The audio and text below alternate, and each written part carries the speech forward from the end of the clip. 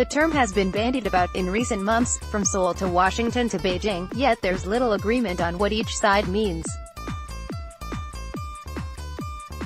As U.S. President Donald Trump and North Korean leader Kim Jong Un prepare to meet, are they talking about same thing when it comes to denuclearization?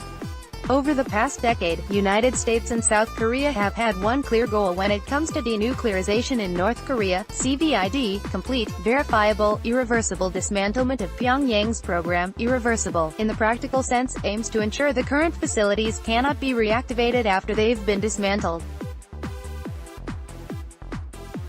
The language dates as far back as October 2006 and has been used consistently by the United Nations Security Council in its resolutions condemning North Korea. Experts said any denuclearization deal with Pyongyang would have to include allowing observers inside the country to check on North Korea's progress, which would likely take place in a series of verifiable steps. Inspections could be carried out by an international body such as the International Atomic Energy Agency (IAEA), whose inspectors were previously expelled by North Korea in 2002. For decades, the US and South Korea have pushed for denuclearization in North Korea. In 1991, Pyongyang joined Seoul in signing a joint declaration of the denuclearization of the Korean peninsula. 2 years later, North Korea pledged it would dismantle its nuclear program in exchange for international aid. But every time promises weren't delivered and pledges not followed through on both sides, leading to disappointment and suspicion.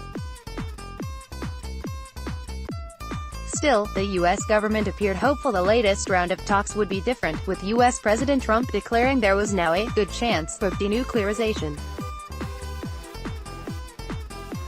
When North Korean leader Kim Jong Un speaks about denuclearization in speeches or public statements, he doesn't talk about Pyongyang dismantling its weapons.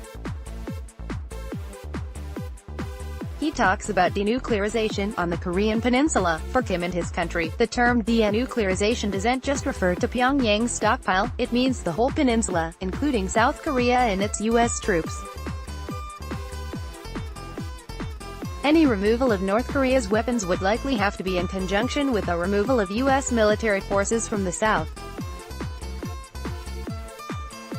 It isn't even about nuclear weapons in South Korea. The U.S. hasn't stationed nuclear weapons in the country since 1992. Instead, experts say Kim considers the U.S. presence on the peninsula a nuclear threat, given Washington's huge stockpile of weaponry which would be deployed at a moment's notice. To ensure the safety of the regime in Pyongyang, the United States would have to back off as part of any denuclearization deal, something there is little indication they'd be willing to do.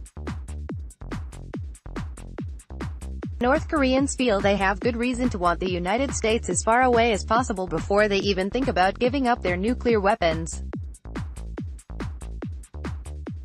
In the early 2000s, Libyan dictator Muammar Gaddafi gave up his nuclear weapons in exchange for sanctions relief, only to be overthrown and killed by Washington-backed rebels years later. U.S. National Security Advisor John Bolton said in April Libya was a model for North Korea's denuclearization, a statement later refuted by Trump. In a May press statement published by North Korean state media, First Vice Minister